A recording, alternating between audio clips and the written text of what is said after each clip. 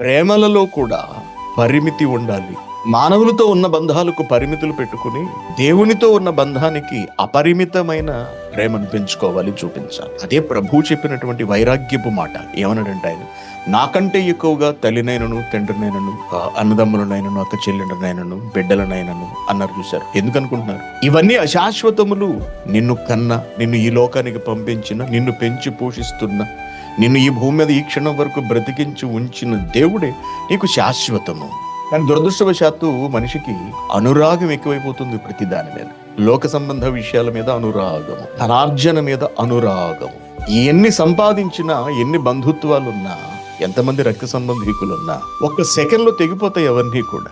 మనిషి వాటిని తెంచుకుని వెళ్ళిపోతాడు.